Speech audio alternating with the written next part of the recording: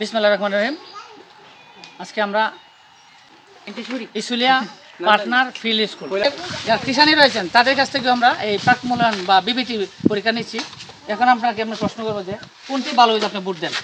এখানে তিনটা নমুনা দেওয়া আছে, 20 কোনটা আপনার কাছে ভালো মনে হয়? বুট নেন। এটা হলো বুট, আর এটা হলো ব্যালট বাক্স, আর এটা হলো প্রতীক, বুঝছেন না? কৃষকের এক নং বন্ধু পোকা কোনটি? তিনটা এখানে দেওয়া আছে, লেডিবার্ড, বিটল, মাকড়সা। কোনটি শত্রু পোকা? হ্যাঁ, ড্রাগন ফ্লাই, লেডিবার্ড, বিটল, গাছ ফড়িং, কোনটা শত্রু পোকা আপনার মনে হয়?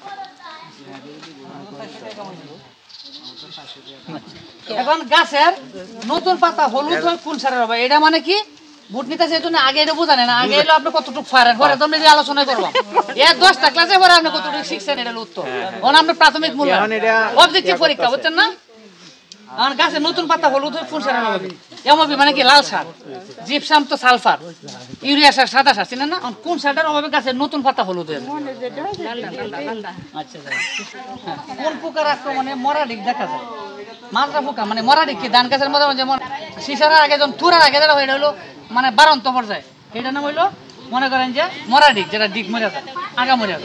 তো মাজরা পোকা, পাতা মরানো পোকা, লেদা পোকা কোন পোকার আক্রমণে মরে যায়?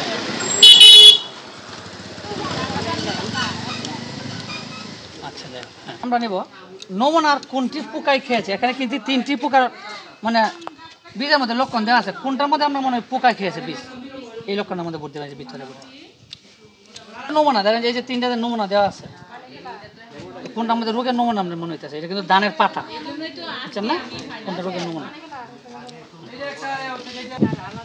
কাছে দেন না? কি মিশালে মাটির পানি ধারণ ক্ষমতা বাড়ে? মানে কি মাটিতে পানি ধারণ ক্ষমতা বাড়ে? বললাম মাজরা পোকা, ঘাস ফড়িং, সবুজ পাতা ফড়িং, কোন পোকা টুম রোগের বাহক? সমান করে কাটে, তেসরা করে কাটে না গোল করে কাটে? কিভাবে কাটে? ইঁদুর তো কাটা চিনে নেই কেমন কাটে। আপনারা দেখলেন যে আমাদের কৃষাণীদের মধ্য থেকে কিন্তু বিবিটি পরীক্ষা নিয়েছি, অর্থাৎ ব্যালট বক্স।